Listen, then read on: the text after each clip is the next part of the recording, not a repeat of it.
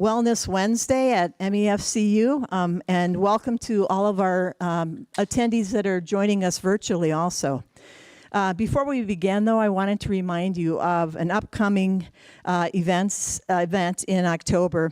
On October 14th, which is Columbus Day, it's a Monday, we'll be having our annual Carrying It Forward Day. And for those of you in Rochester, we'll have the free shredding day here at this particular location, so you can bring in all of your shredding and it'll be safely and confidentially dealt with for you. So that means you got to start cleaning, right? You got to think about that. So just bring that up. You've got 3 weeks or so to do that. That day will also feature the Hy-Vee Healthy You mobile clinic here offering seasonal flu shots. They won't have the COVID shot, but they'll have the seasonal flu shot. You can park right out here, come on in, and get your flu shot between 10 and 1 that day. And you'll also get your Fuel Saver coupon that you get if you get it somewhere at the store. So all of our other locations will have special offers and giveaways. So for those of you not in Rochester, please know that we haven't forgot about you. Every year, we select a nonprofit group that the credit union itself is going to do a fundraiser for. And this year, we're asking you to consider joining us in giving back to Special Olympics. In fact, I think I have a slide here. Let's see if I got, there we go. This photo is actually one of our team members here, Steve Flaggy and his son. Aaron, and a remarkable family, and they have been touched by this organization, as well as several other here in our organization have involvement with this fantastic mission. So we're doing a give back to Special Olympics between October 1 and November 30th. You can make a donation in person here by cash or check. You can call us if you prefer, call our call center, and they can transfer funds into a fund that will go to the Special Olympics groups. We hope that you'll join us. We like I said, we have personally been touched, several of us, by this organization, and believe that it does phenomenal work in the communities they serve. Today, though, we're here to talk about Medicare, and happy to welcome back Dave Brown from TrueLink Medicare Advisors. And over the years, you know, we have presented many retirement planning sessions. We presented on Social Security and Medicare planning, and members said to us, well, this is great, but we'd like you to actually begin to offer a program where we could actually purchase our plans through you. And so we've done that. We chose to partner with our state trade association, the Minnesota Credit Union Network, and that's an organization that serves over 2 million Minnesota credit union members through the St. Paul office. So all very much mission-based, doing the right thing for members, and so we're excited to partner with them. Today, Dave Brown is here leading this program, and he's actually leading the program for our state. He's a seasoned veteran in assisting and advising others in finding a Medicare plan that really suits their needs. Dave started in the Medicare business with one of Minnesota's largest brokerages and has served clients there for over 9 years.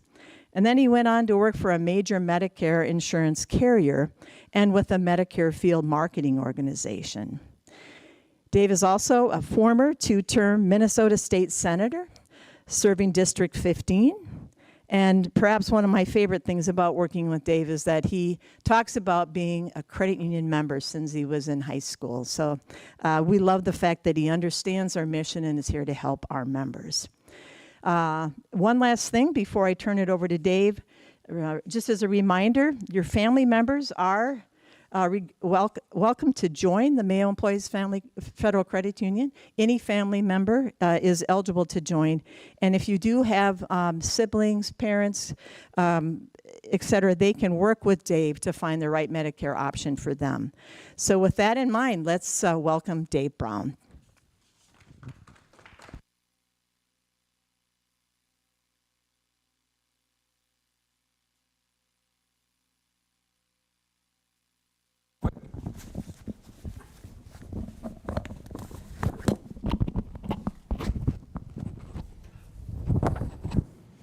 All right. Thank you for attending today. Again, my name is Dave with TrueLink Medicare Advisors. We're a part of the Minnesota Credit Union Network.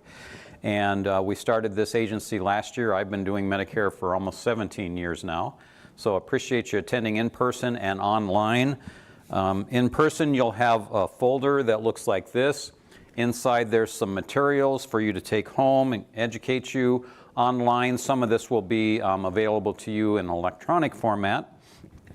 And at the end, if you want to schedule an individual one-on-one appointment, there's this gray card in your folder. And if you fill that out and give it to me before you leave, we'll set up a time that's appropriate for you to meet one-on-one, face-to-face, if that's what you want to do, or virtually, and we can review your options for you.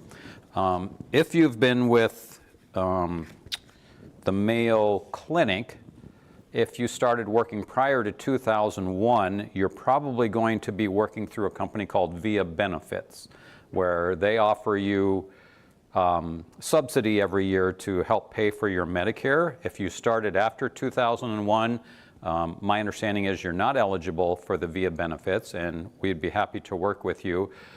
If you're eligible for Via Benefits, your HR contact at Mayo will let you know that. But you do want to work through them. You don't want to give up that subsidy. It's a pretty sizable amount of money that they contribute every year. But we're here to offer anybody advice or help if you need that. Yes? Is that VIA? Yes, it is. And that's 2001 if you retired before? If you started working for the Mayo prior to 2001, I'm told... What about if you retired? What, is there a retirement age? That I don't know. Yeah.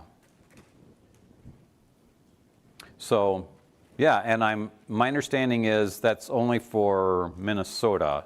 And if there's anybody online, if you're from Florida or Arizona clinics, I don't think you have the Via Benefits option. But if I'm wrong, someone can correct me on that. But anyway, as we go along throughout the presentation, if you have questions, just raise your hand and ask, or do the chat online, and we'll monitor that and try to answer your questions as we go along.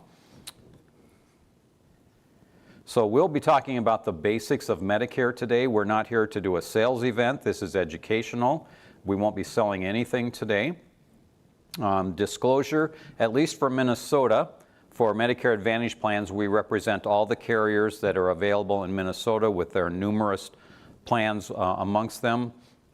As I said, this is an educational event, and you're not required to fill out anything at the end, but if you want us to work with you, you can certainly contact us or fill out the gray card, and we'll be happy to set up a time to talk with you.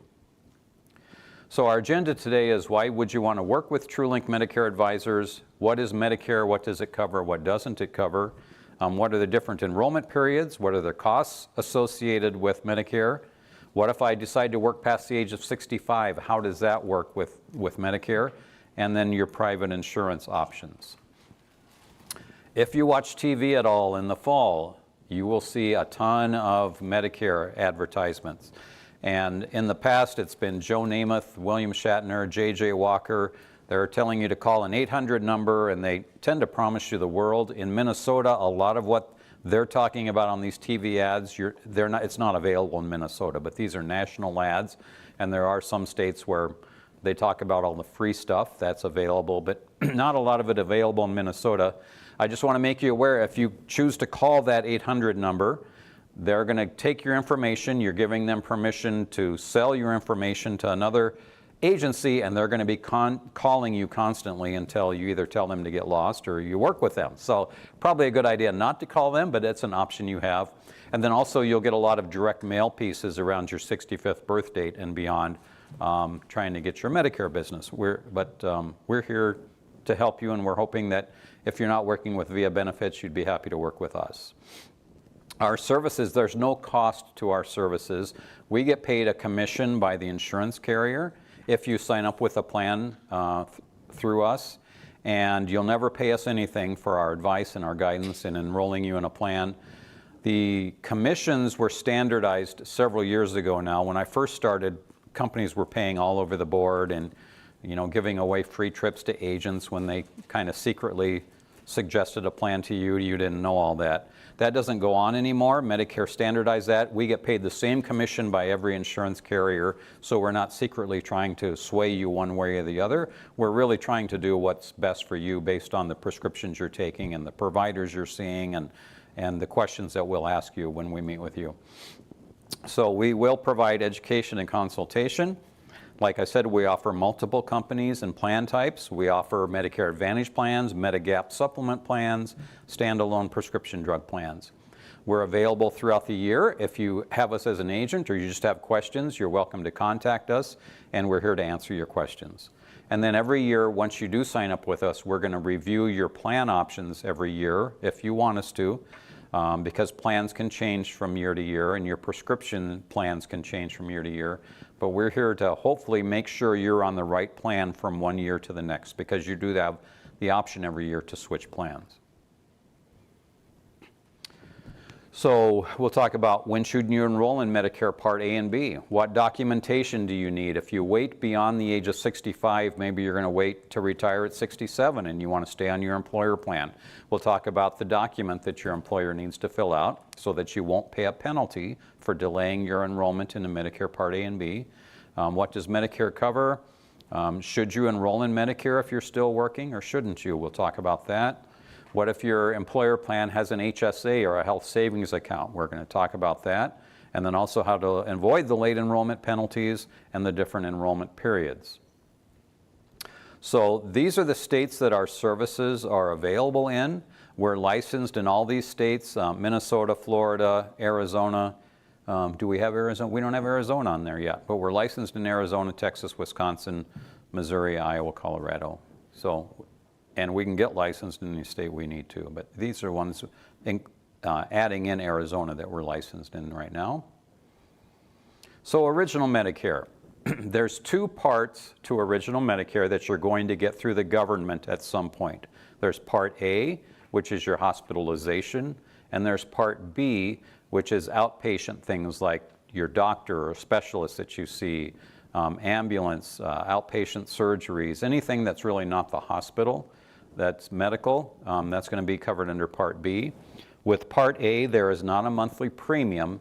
If you've worked in the United States for at least 10 years, you've paid into the Medicare tax, and that's what's going to give you a zero premium for your Part B premium. Either you or your spouse, if they've worked, paid into the Medicare tax, you're not going to have a premium for Part A. You will have a premium for Medicare Part B. This year that runs $174.70 a month. That premium changes every year. It goes up or it goes down, and that should be announced either late October or sometime in November. We're not seeing huge fluctuations when it does change, but that premium price bounces around from year to year. Original Medicare is great, but it doesn't cover certain things. So if you just had Original Medicare and didn't sign up for an Advantage plan or a Medigap plan, you won't have any dental coverage. You won't have worldwide coverage. You won't have hearing or vision coverage, outpatient prescription drug coverage, or fitness benefits. All the Medicare Advantage plans in Minnesota will cover all of these areas. Medigap plans will cover some of these areas. Most Medigap plans, and we'll go into depth on those, they're not going to give you dental, vision, or hearing coverage. You would have to buy policies to pick that up in addition to your Medigap plan. Medicare Advantage plans do. So the different enrollment periods. We have the first one based around your 65th birthday, and that starts 3 months prior to the month you turn 65. It's the month of your birthday and then 3 months following. So you have a 7-month window based around your 65th birthday in which you can enroll in Medicare Part A and B. And every day it seems like I have people telling me, well, my neighbor told me that I have to sign up for Medicare Part A and B even if I continue to work and stay on my employer plan. You do not. If you like your employer plan and they have creditable coverage, then you can delay enrolling in Medicare Part A and B and wait until you're getting ready to retire. There may be reasons why you want to sign up for Medicare Part A since you're not since you're not paying a monthly premium for that, and there are reasons why you wouldn't sign up for Part A, and I'll go into that in a little bit. If you delay enrolling in Medicare because you're still working or your spouse is still working, maybe you're going to turn 65, but your spouse, and you're not working, but if your spouse is still working and both of you are on their employer plan, you can delay enrolling in Medicare Part A and B too. The benefit to that is not paying that Part B premium of $175. So it's up to you, but that's something we help advise people on. Once you're beyond that, let's say you delay enrolling at age 65, and then down the road when you retire, you're going to enroll. So that's what's called a special election period. And you're going to want to start this process 2 to 3 months prior to when you plan to retire. We want to make sure that you have seamless coverage or no gap in coverage from when you leave your employer plan and when you go onto a Medicare plan. So we would start working with you about 3 months prior to when you're going to retire. We're going to help you, if you need help, to get signed up for your Medicare Part A and Part B for your Medicare card. And then once you receive your Medicare card, we'll help you get signed up for a plan that you want for supplemental coverage. Any questions on that? Yes? So on D, if you have specialized medications, it's better to get on D and get it set in place early, because D is the only one for specialized medicines. If you have to take specialized medicines. Well, Part D covers your prescription drugs, Right, so, if they're specialized, yeah, you know? yeah. You have to be under D, so then you probably have to sign up for that early too. Well, you would want to. Medicare Advantage plans include Part D. Medigap plans, you need a standalone prescription drug plan. But yes, if you want to start early just to make sure you have coverage, and I'm assuming your employer plan will have been covering those specialized medications. But yes. Because there's always that transition of a few months, I understand. Yeah, so it would always start the first day of the month whenever you wanted your plan to start if you wait past your original 65th birthday. But yeah, so you would want to make sure you had enough medications once you transition onto Medicare. But it's pretty seamless. There's not. And I hear there's been a delay here at the state, because some of my friends have had a 2-3 month delay here in Minnesota. Delay for Just getting the card, and Oh. there's an overload of cards, so they're not. Social Security. So the secret to Social Security, if you apply online, your name goes into a queue out of Chicago, and they deal with it when they dealt everybody who got in ahead of you. If you go to the Social Security office, things tend to go much faster than if you apply online. But even that's not always true. I had somebody who applied online I worked with a couple of weeks ago, and he had his card in 10 days. So there's no rhyme or reason to it. But I've also had people who've waited 2 months for their card. So, yeah. Yes? Do you have to enroll annually? Not in A and B. Once you're enrolled in A and B, then you're set for life as long as you pay your premium for Part B. For your Medicare supplemental plan, once you're enrolled, if you like it, you don't have to re-enroll every year. If you want to look at other options, then you do that. We'll be coming up on that enrollment period, but you can look at other options every year in the fall. How about if you enrolled already in Part A, but not Part B? So to get signed up for either a Medicare Advantage plan or a Medigap plan, you need to be enrolled in A and B. Okay. If you just want a standalone prescription drug plan, you only need to be enrolled in Part A to get that. Yeah. Yes. This person is asking if you could just clarify the timing on signing up when one spouse is retired and the other is still working. Okay. So if one spouse is retired and the other one's still working, assuming one of you are coming up on the age 65 or maybe you're beyond that, both of you can delay enrolling in Medicare Part A and B based around when you're going to retire. So if you're not the spouse that's still working, but if you're both on that employer plan for the spouse who is working, you can delay enrolling in Medicare A and B. Both of you can. Maybe you want to enroll in Part A, but you can delay the Part B because you don't need to be paying that $175 a month. as long as your employer has creditable coverage. And every year, when they announce your plan changes, it's usually in November when employers come out with plan changes, they're required to let you know if the plan they're offering you has creditable coverage. And we're going to get into that in a little bit more when we talk about prescription drugs, because there's some major changes to the prescription drug coverage for next year. I hope that answered your question online. And then every year, once you're on Medicare, there's an annual election period, and that begins October 15th and runs through December 7th. So every year, once you're on Medicare, from October 15th through December 7th, if you want to review other options, maybe you're unhappy with your plan, or maybe your plan, you're going to get what's called an annual notice of changes booklet by the end of September every year. And if you read through that, if you don't like the changes that your plan is going to have for the following year, you have this time frame in which you can look at other plan options for yourself. And that's something we assist our clients with every year. So we're happy to review your plan options. If you, we ask you for your list of medications and your providers, and we're going to make sure that from one year to the next that your providers are going to be in network, and that your prescriptions, just because your prescriptions were getting covered this year doesn't mean all your prescriptions will be covered next year. Formularies, which is the list of prescriptions that carriers cover, those change from year to year. So you always want to make sure that your prescriptions that were being covered this year will continue to be covered next year. So it's important to have somebody to review that, a licensed agent to review that for you every year, and of course we're happy to do that for you.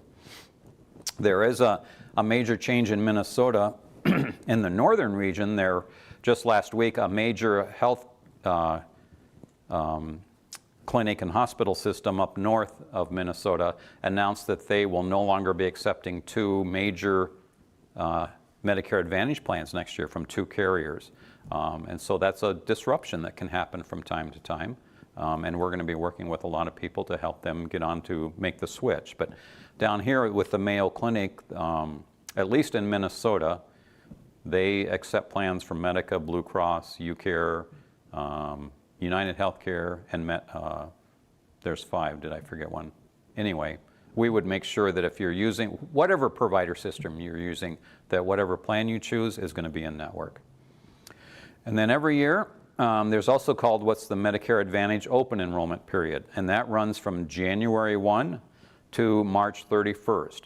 So let's say you were confident that the plan you have this year, you loved it, you didn't bother to look at the changes for next year, and then we roll into January of next year, and you go to the pharmacy and you find out one of your expensive medications that was being covered this year is not going to be covered next year, and you're going to pay, you know, $400-600 for that medication because it's not covered. If that's you and you're on a Medicare Advantage plan, you can still have one more opportunity to change, to find a Medicare Advantage plan that will cover all your medications. And that time frame runs again from January 1 through March 31st. So working past the age of 65, one thing that we can help compare apples to apples is if your employer plan is as good as or better than what Medicare would be for you. And from what I've seen, if your employer is the Mayo Clinic or health system, they tend to have a very good plan, and you're probably better off to stay on your employer plan if you're going to continue to work than to go on to Medicare. But for some employers, I met with a gentleman a couple weeks ago. He and his wife both had a deductible of $7,800. So it was a no-brainer for he and his wife to go on to Medicare, because that's just a huge deductible to pay. So if that were you, then, but we'll meet with you one-on-one to discuss those types of things and help you decide if you're not sure if your employer plan is a better option for you than your Medicare plan. Your employer coverage, as I said earlier, needs to be deemed as what's called creditable coverage by Medicare.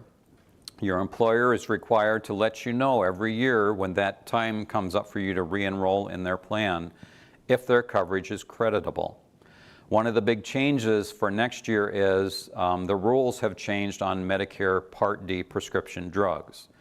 And they're going to cap clients' costs who are on Medicare next year at $2,000. So once you've paid out, and not everybody pays out that much for their meds, but if that's you, next year, once you've paid out $2,000 towards your medications, the insurance carriers are going to have to pay 100% of your medication costs for the rest of the year. Yes?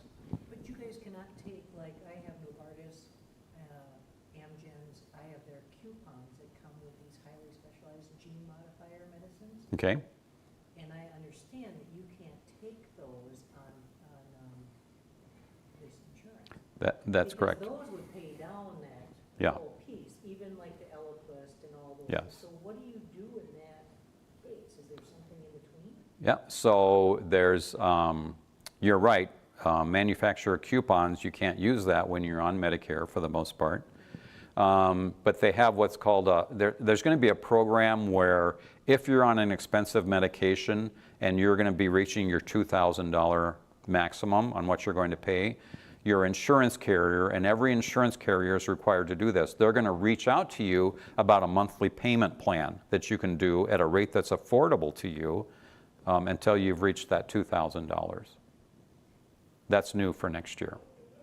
So even all these highly specialized ones, I thought they had just passed something at Congress if they were going to do that. Do what? Some of these very expensive Oh. meds if they were going to bring the price down. Well, they're working on that, but there's different medications they've named, but it's for the next several years. This group of medications, and then the next year there's going to be another group of medications, but it's going to be staggered for the next several years. But if your medication's covered by your insurance carrier and it's expensive, once you've paid out $2,000 towards all your meds combined, and that includes any deductible you have, they're required to cover the rest at 100%. You won't pay any more for your meds starting next year. That's $2,000 as we pay out, and then they pay the rest. No, so how that works is it doesn't include what your insurance company has paid towards it, but next year, once your co-pays or co-insurance, once you've paid $2,000 towards that, and the deductible can be as high as $595 next year. So once you reach that level, your insurance carrier has to pay 100% of all the meds that's in their formularies that you're taking. So it's a good thing for the consumer, but you're going to see some changes in what the carriers offer next year. Specific question, so what has just got put into place as of last year, as employees, you can get this highly specialized cholesterol medicine. It comes with $3,000 straight toward it in the mail plan. Okay. Retirees can use it too, but the treatment's $8,000, but it's a once-a-year cholesterol medicine, or twice-a-year cholesterol medicine, changes your whole cholesterol. Okay? So if you stay with the secondary policy as mail, and they're covering that, see, do you still get, because this coupon I went in and got from Novartis applies directly into that. And it's Sure. helping the retirees too. I have a sister that's on it too. Okay. So there's this whole piece, it's like, oh my gosh, it's $3,000 of free money. You don't want to give it up. Right. Yeah, well, if... And this stuff is all changing. Right. Yeah, so once you're retired, whether you're on an employer plan or not, if your spouse isn't, if you're not on an employer plan and you're 65 or older, you need to sign up for Medicare Part A and B, and then you're going to be limited in being able to use those types of coupons. Yeah, unless you have a retiree plan those have some exceptions, but yeah. Yeah. Good question. Yes. So this person asks, my drugs may change during the year. Under original Medicare, if any new drug is prescribed during the year and is not on the Part D formulary I am subscribed to, will the $2,000 max in 2025 still be okay? Well, your medication needs to be in formulary for that $2,000 to apply. If it's a drug medication they weren't covering, then that's not going to apply for the $2,000. So you want to find a plan, and that's what we always make sure we find a plan for you that's going to cover all of your medications, and then that $2,000 will apply. But you also have the option, your doctor has the option of submitting what's called a formulary exception request. and maybe your medication is not on their formulary, but if they agree to that formulary exception request, then they will pay at a higher tier level, and we'll go over the tiers in a moment, but they will cover it if they agree to the formulary exception request. Yes? Is the formulary list nationwide? No, formularies vary from one insurance carrier to the next, and even plans within that insurance carrier, the formularies can be different from one plan to the next. And they can change from year to year. So when I say it's important, if you're on Medicare now and you think your plan's going to cover all of your medications next year that they covered this year, that may or may not be true. You don't want to be surprised come January. So that's why we put such an emphasis for our clients. We really do want to review our clients' plans every year. Your list of medications can change in the middle of the year, and we may not know what your medications are. So we actually send out a notification to all of our clients asking you to update. We do it in September. We're doing it right now, actually, to update your list of medications, and then we look at that, and if we see, oh, the plan you're on this year isn't going to cover all your medications next year, we schedule a time to meet with you to find a plan that will. So if we plan on retiring and moving to a different state where you're not in, there's a chance that our medications won't be covered on the formulary. Well, we could, if you move, you have the opportunity, you get a special election period to find a plan for that area. So, yeah. But formulary is the generic, correct? No, formulary is every medication they cover, whether it's brand name or generic. Yeah. You guys have good questions. I like this. It's not nationwide. It's formularies.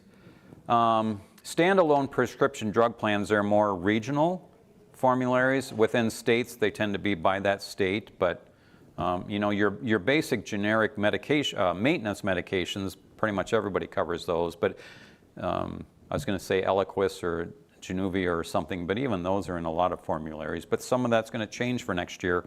We won't be able to see that until October 1. All of that new information comes out.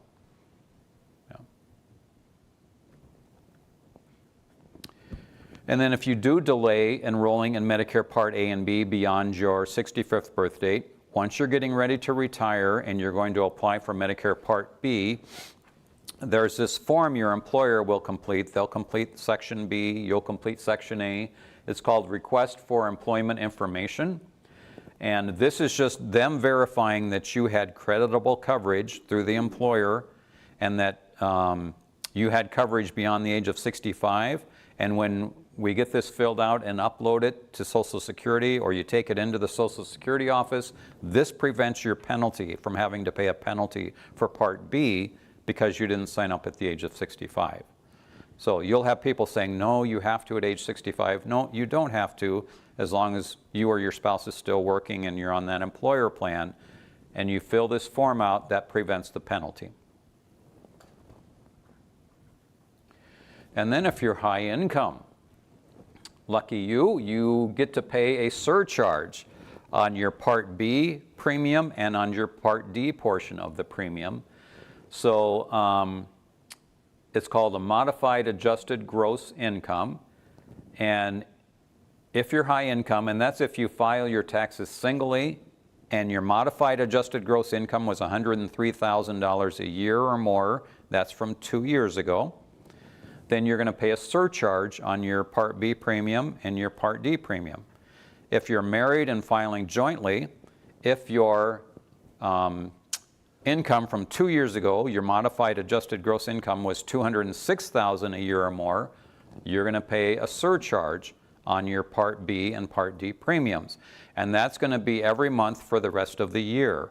And then every year, Social Security works with the IRS. They look at your tax returns from 2 years ago, and if you fall into the categories, they're going to tack on a surcharge to your Part B premium and Part D premium every month for the rest of the year. And then every year, like I said, they review that. These thresholds go up every year. Last year, the 103 was $94,000, and the 206 was, I think, $180,000, $190,000. So the thresholds do go up every year. But I just like to make people aware of this. If you're in that category, Social Security is going to let you know what your surcharge is going to be. Yes. So this person asks, my spouse is retired, collecting disability Social Security, and will turn 65 on December 25th. I plan to continue working for 10 more years. Can I keep them on my employer plan for that long without penalty? Yes. So if you have a spouse that's on Social Security disability, once they're on that for 24 months, they're automatically going to get their Medicare card in the mail, whether they're 65 or not. But I think their question was the spouse turns 65 in December. Yes, you can keep them on your employer plan if that's a better option for you, and you can delay their Part B premium. Whether you've done that already or not, I don't know. But if your spouse who's disabled is on your employer plan with you, you can delay the Part B premium. If they're currently paying that Part B premium and don't need to be, then you can contact Social Security to have that paused so that you're not having that $175 a month taken out of their benefits every month. Yes? And then another question. In the previous slide, when you brought up the employer form, someone's wondering where you get that from and what form of ID do you need?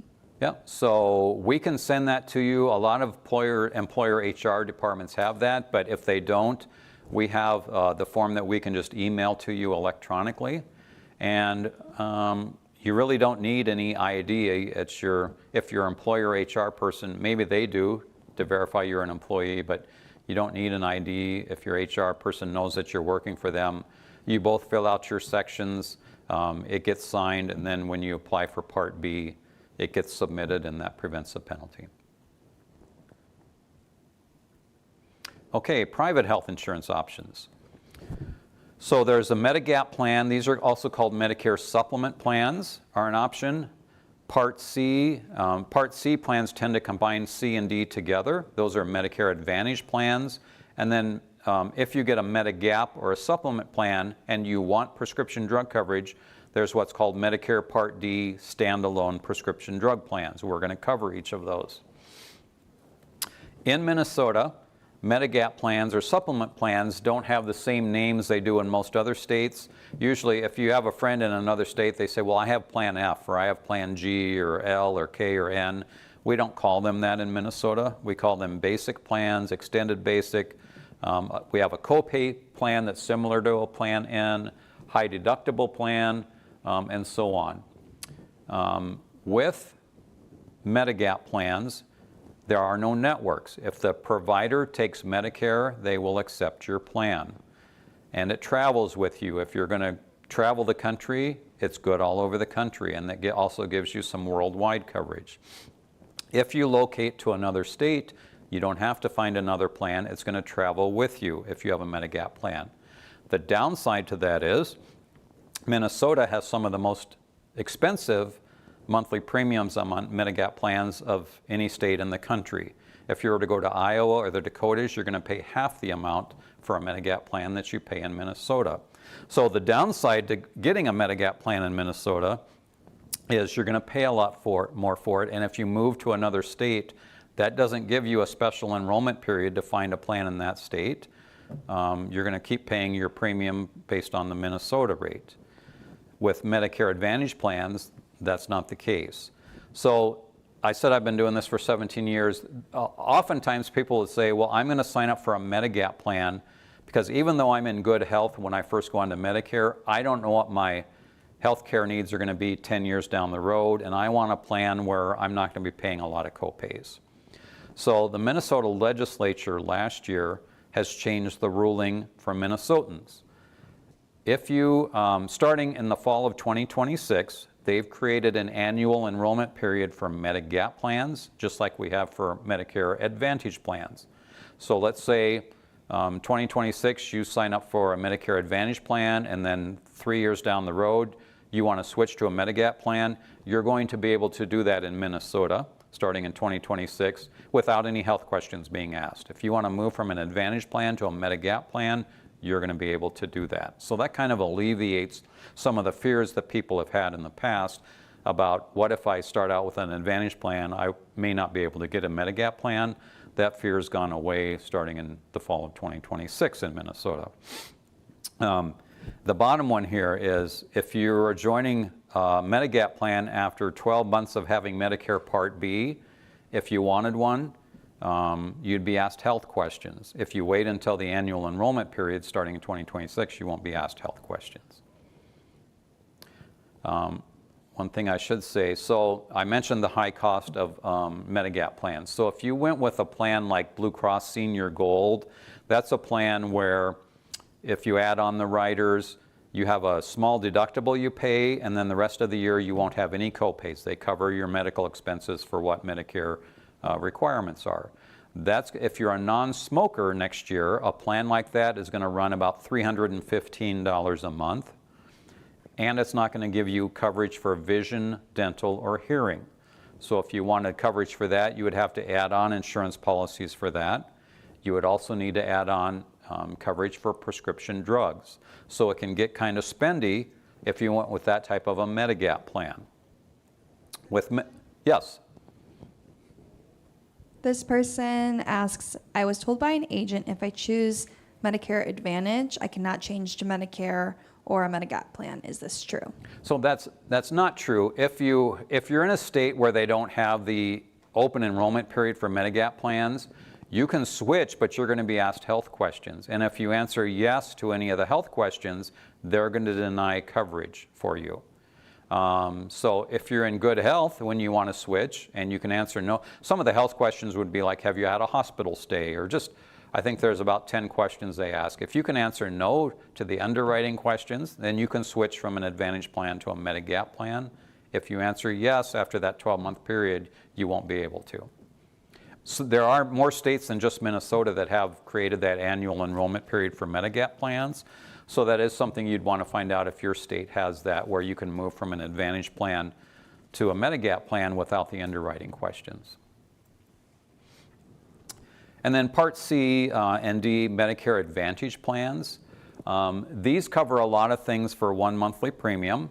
So they're going to offer additional benefits like comprehensive dental, vision, hearing, gym, fitness benefits. They give you a maximum amount of pocket protection once your copays reach a certain level. If that happens to you, they're going to pay 100% after that. You wouldn't have copays after that. Medicare Advantage plans do use provider networks. There are plans in Minnesota. Minnesota is kind of ahead of the curve when it comes to Advantage plans and what some other states are. So we have plans in Minnesota that have 96 to 97% of Medicare providers in their networks. So it's not as scary as what it might be in Florida, Texas. Little different story down there. The networks aren't quite as vibrant as what they are for Medicare Advantage plans in Minnesota. But you would have a provider network. If you chose to go with a Medicare Advantage plan, we're going to make sure that your provider's in network with that plan. If you go with an HMO plan, and I try to keep my clients away from HMO plans because you have more restrictions with that, but in most cases you would need a referral to see a specialist. If you go with a PPO plan, which is Preferred Provider Organization, you don't need referrals. So we do have both types of plans in Minnesota. I point that out when I meet with people because I think nowadays with all the plans we have with PPO, you probably want to stay away from an HMO plan. You don't have to. You're just going to have more restrictions with an HMO plan than you will with a PPO plan. More restrictions or less restrictions? You're going to have more restrictions with an HMO plan. Yeah. So if you already have your PPO, basically your specialist, you won't just transfer straight and keep them. You have to make sure you have the plan that matches.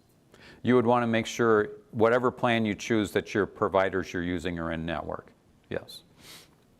And then with PPO plans, Medicare Advantage plans, they have national networks. So you're going to have coverage if you're traveling all across the country with these types of plans. With HMO plans, you may or may not have coverage while you're traveling. So that's one of the restrictions with HMO plans. If you move with a Medicare Advantage plan, they're based by the county within the state where you live. So you could move from Olmsted County up to the Twin Cities Metro, and we need to work with you to find a plan available in that region. Or if you move to another state, you would need to find a plan available in that region. Yeah, you won't be asked any health questions when you enroll in a Medicare Advantage plan. Your benefits can change from year to year, and your premiums can change from year to year. Next year, there's going to be some premiums going up. There's some premiums that are actually going to be going down with the Advantage plans in Minnesota for next year. And then if you go with a Medigap or a supplement plan and you want prescription drug coverage, there are standalone prescription drug plans available that we would pair you up with. Each company's formulary, that's the list of medications they cover, is going to be different from one carrier to the next, and their networks are unique, what pharmacies you can go to. Most of them offer mail order service. They're all going to have different tiers of coverage. So typically, with every carrier, tiers 1 and 2 are going to be generic medications. Tiers 3 and 4 are going to be brand name medications.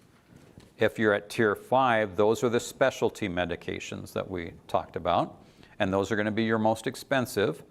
And then some offer a tier 6, and that's going to be the lowest cost generic medications. Not all have tier 6, but for the ones that do, they categorize the lowest cost generics into a tier 6. If you don't sign up for a Part D coverage when you're first eligible for when you first sign up for Part B, and that's based on either your 65th birthday or when you retire, you're going to pay a surcharge, or you're going to pay a penalty down the road if you do sign up. So like I said, I've been doing this for 17 years, and I have people who say, I don't take medications and I never will. And that may or may not be true. But I've also met with those same people 10 years down the road who, they've run into health issues, and one of them's taking some medications, and they're at a point to where they either pay the cost of the medication or they pay that penalty, and they've put themselves in a bind. So there are low-cost options for Part D. It's your choice whether you want to sign up for it or not, but there are probably reasons why you would want to. You can get a fairly inexpensive plan so you don't have to pay those penalties down the road. Another thing that's happening for next year, when I talked about creditable coverage, because of the change where your costs are going to be capped at $2,000 for your medications next year, some employer plans, the prescription drug portion, they're not going to have creditable coverage for your prescriptions. And if that's you, you're going to be getting a letter from your employer telling you if all of the plan is creditable or if the prescription drug portion is not going to be creditable. And creditable means it's going to be as good as or better than what Medicare offers.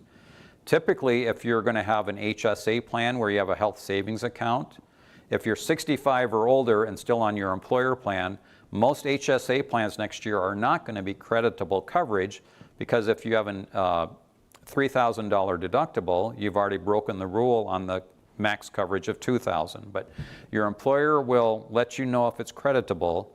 So if you're 65 or older, you may want to, and you're going to stay on your employer plan, and you find out your employer plan doesn't offer creditable prescription drug coverage, you have the option of signing up for Medicare Part A only, where you don't have a monthly premium to pay, and you can get a standalone, an inexpensive standalone prescription drug plan that you'll probably never use, but that's going to prevent you paying a penalty down the road when you retire and go onto a Medicare plan. Does that make sense? Every time there's a change, it gets confusing, but there's going to be a lot of employer plans for next year that when you get your letter, they're going to say, our coverage isn't creditable for prescription drug coverage. If you're 65 or older, Medicare eligible, and that affects you, you're going to want to get at least signed up for Medicare Part A. You don't have to be signed up for Part B. And then we can help you find a standalone prescription drug plan so you're not going to pay a penalty. That standalone prescription drug plan, this year there were ones for 50 cents a month. Those probably aren't going to, those prices are going to go up next year, but we can help you at least find a plan. Doesn't matter if it covers all your meds or not, because you're still going to be using your employer plan, but that'll prevent a penalty down the road.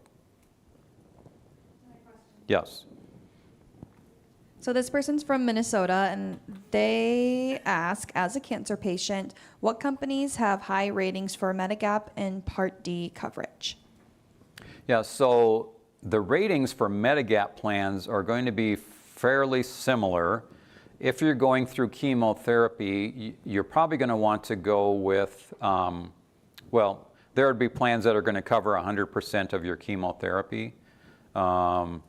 Any infusions or injections you have done at a clinic, that falls under your medical plan and not your prescription drug plan. It's called Medicare Part B medications.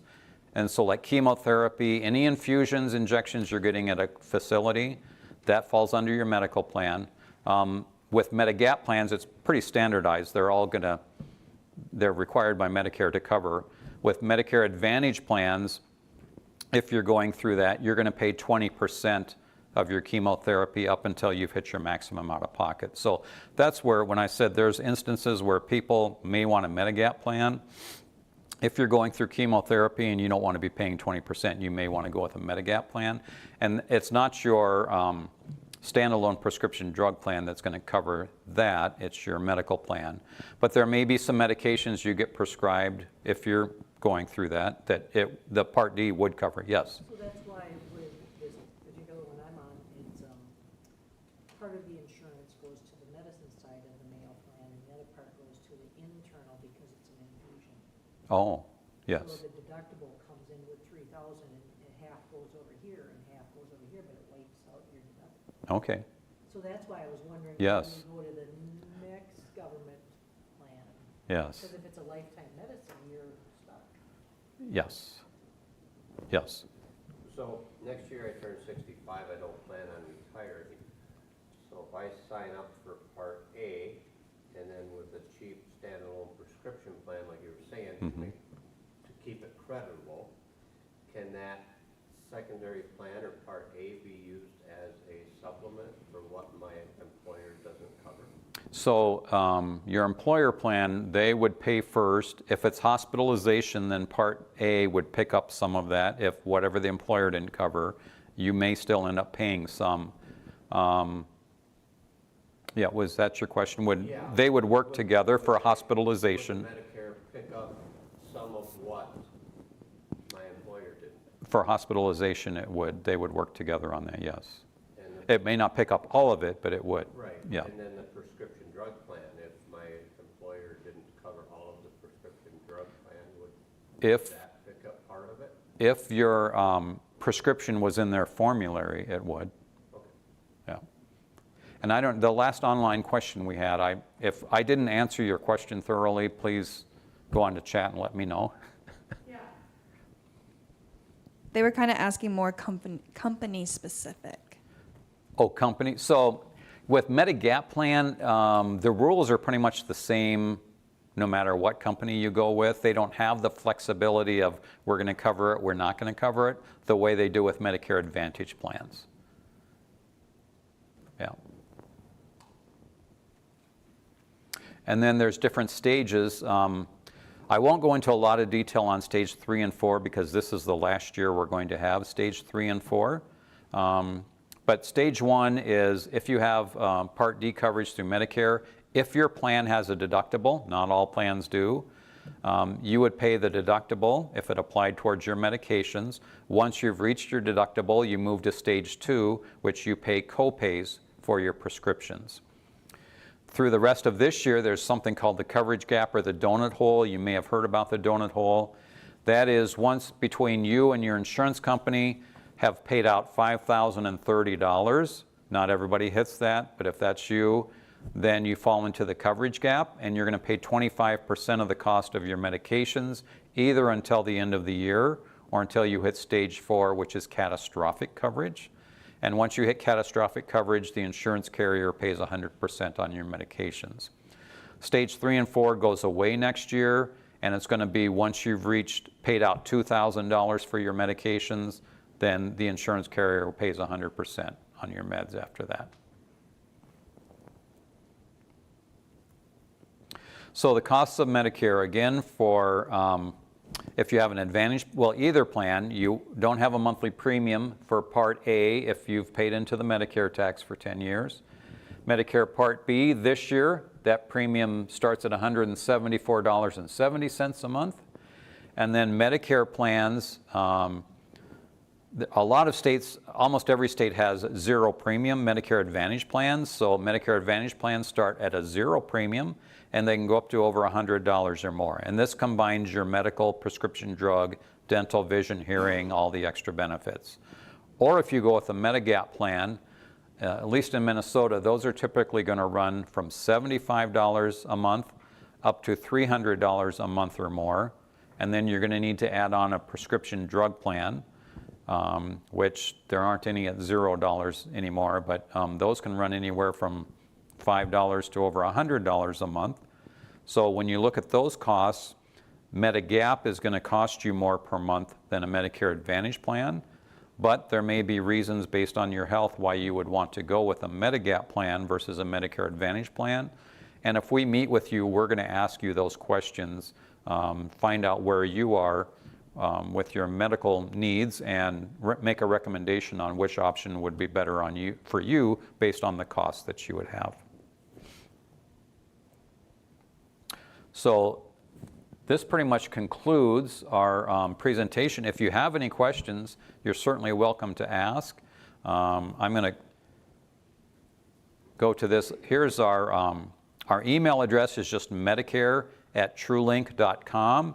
If you're online and you have questions, you can certainly email us. Maybe you don't want to ask it in front of the group, or if you're here in the room and you don't want to ask in front of everybody else, I'll be here to answer your questions. But Michaela and I are here to answer your questions, and we'd be happy to work with you. If you do want to schedule an appointment, there's that form, the gray form in your folder for here, and we'd be happy to set up a time with you to meet one-on-one.